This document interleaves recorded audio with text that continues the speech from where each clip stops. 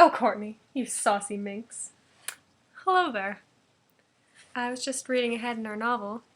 It's great stuff. Sorry about the little break there, but I basically couldn't be arsed to do it, essentially. But now I can. So, let's get going. We're on chapter 4. The scene picks up somewhere completely different, but they just had a car accident, to refresh your memory. Kurt Handler stared at the closed file on the edge of his desk. He didn't have to open it. He knew every line contained in the 4-inch thick folder. No one else ever read through it or touched it. He carried the pages with him in his briefcase and in his head. The words haunted his nights and hovered over him during the day. He spun his chair around and stared out the windows lining the wall behind his desk. He'd been watching over this part of Washington, D.C., his small corner of the world with the famous Watergate and Kennedy Center as his neighbors, for a decade. He'd learned every square foot of the 10th floor office space. He put in endless hours, ignoring his son's baseball games and his wife's pleas for more time at home, to focus on his commercial real estate business. His job was to stockpile money and guarantee security for all 4 of them. Every time the market took a downturn, he adjusted. When his competitors struck, he hit back even harder. He owned huge portions of this city. In an area driven by power, he brokered more deals, negotiated more dollars than any of the new money business owners trying to muscle into his territory. He'd survived and thrived, putting his kids through college and gifting them with trust funds that would ensure they'd never have to struggle or beg as he had. The idea he could lose it all because of the meddling of some ignorant girl made him furious. She refused to accept the facts in front of her and move on. She insisted the police got it all wrong. She could ruin everything. He waited for his associate in that crap hole of a town in Oregon to check on. Kurt hated depending on someone else for help, but he had hired the best. And if he had to take care of the problem on his own time, he would.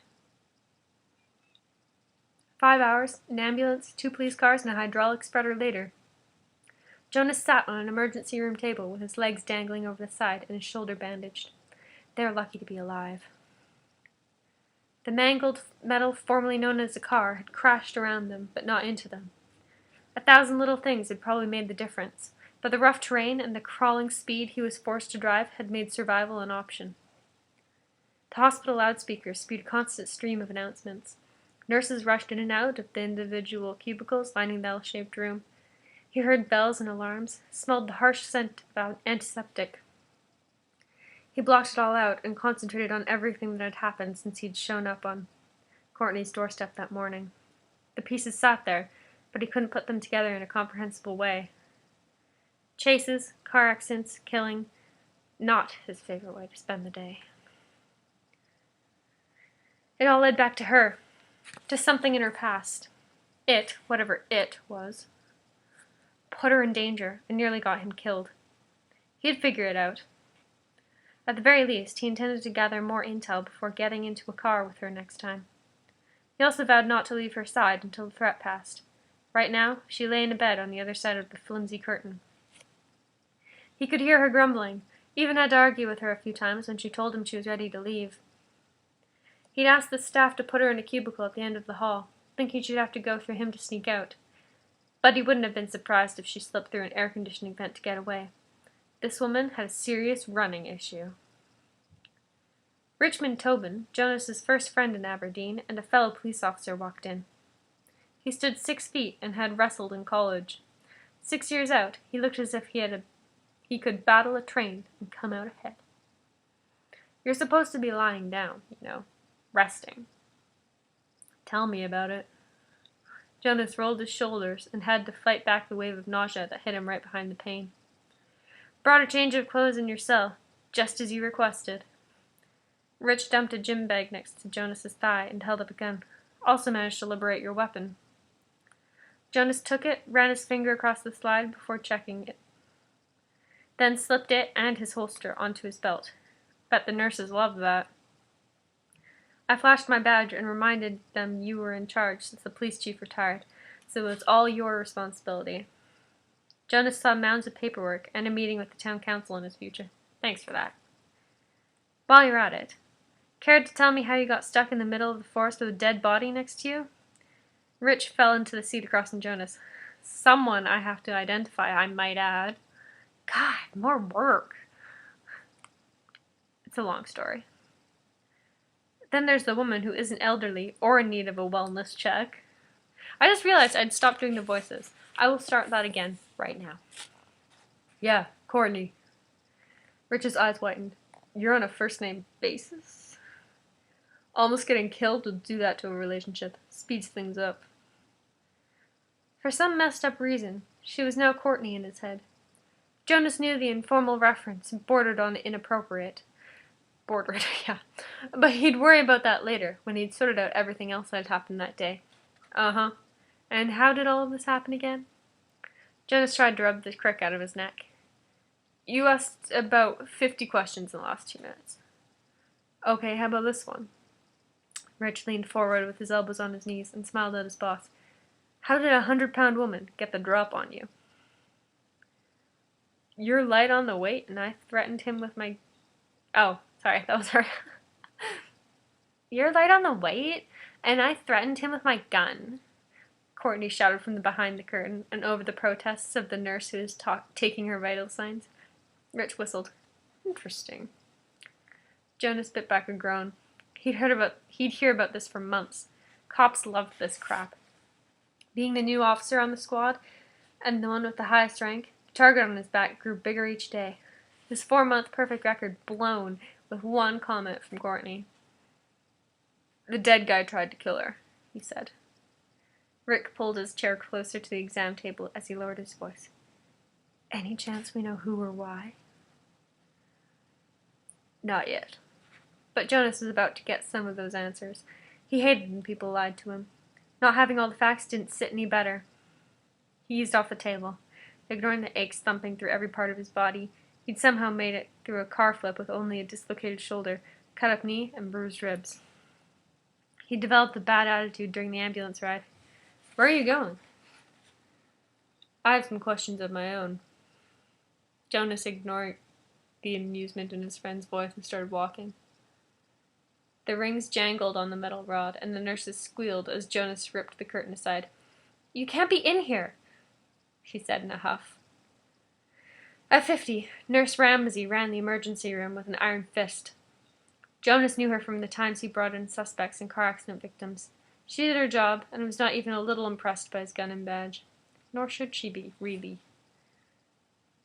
Standing there, without a shirt, but with a weapon strapped to his side, he wished he'd take a second to get dressed. It was too late now. I need to speak with Courtney. Even while lying flat on her back with a tube sticking out of her arm, Courtney rolled her eyes. You could have just asked. I'm calling security. The nurse brushed past Jonas and ran right into Rich. He flashed a badge. Since we're the police, that probably won't be necessary. The nurse scowled. I know who you are, Richmond. My husband was your math teacher in high school, but that doesn't mean you're in charge around here. Since the hospital sat in the middle of Bartholomew County and just over the Aberdeen city line, her argument held some validity. Still, Jonas came in and out and often stepped up when surrounding jurisdictions needed help. That should buy him some goodwill. At least he thought so. I can call Walt, if you want. Fine. She took her sweet time staring at each of them before turning on her heel and storming out. You have 5 minutes. She's always such a joy, Rich said after the nurse huffed off. She was doing her job. Courtney pushed on up on her elbows and peeked around Jonas. And you are... Jonas wasn't in the mood for long-winded introductions. Rich, Courtney, and vice versa. Hello.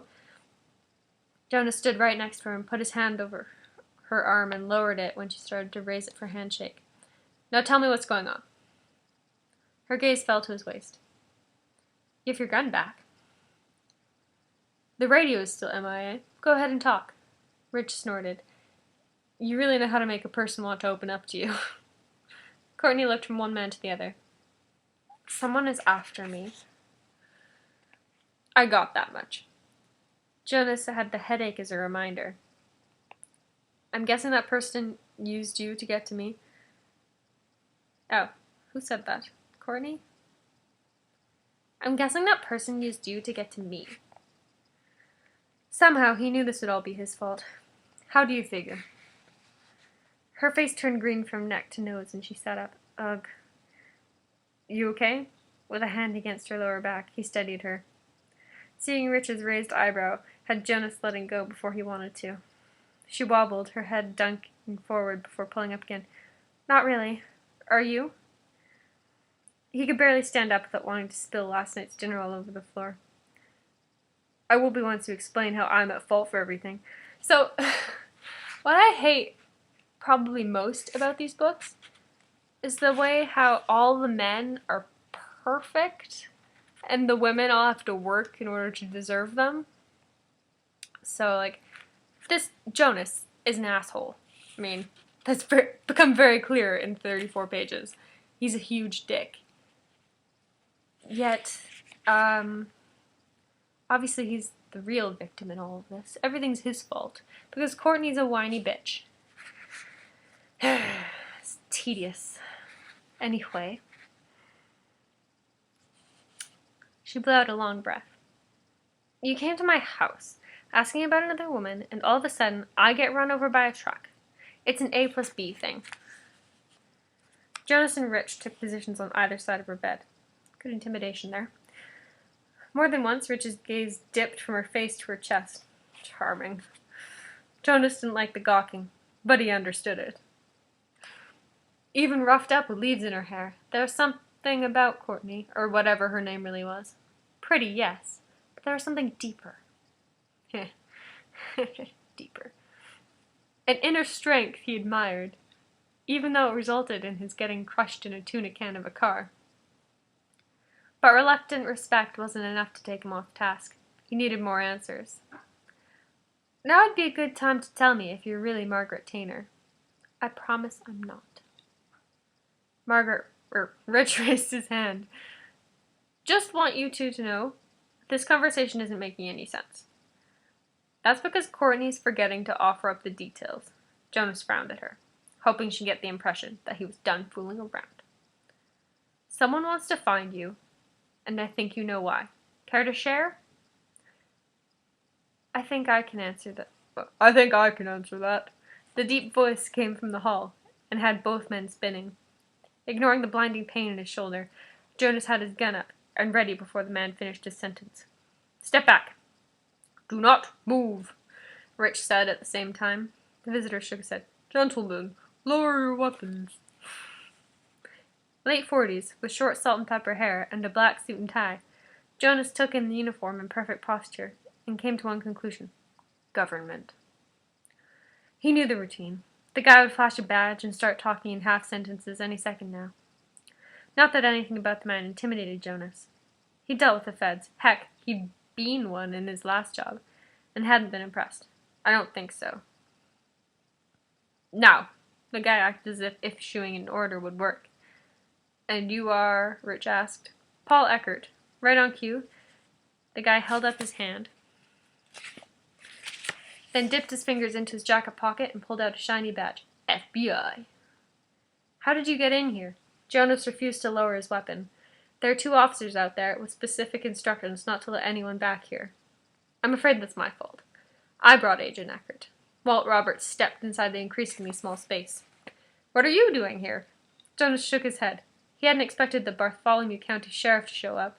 Then again, Walt had a way of finding the action and being right in the middle of it. Being 60 with a bum leg did not slow him down all that much. He served in the Navy with Jonas's dad decades earlier. The man had a bond that extended to Jonas. Blah, blah, blah, blah, blah. It's getting pretty crowded in here. Just realized this is getting dull. He chuckled at her statement. No kidding. What's going on? You're in the hospital. Squad is a dish. Serious law enforcement issue. Oh. Her entire face fell. Mouth, eyes, everything pulled flat. I didn't do anything wrong. You say that a lot. He turned to the agent. Eckert? Of course he did. Jonas wondered if this day would ever end. And why is that? She's under arrest.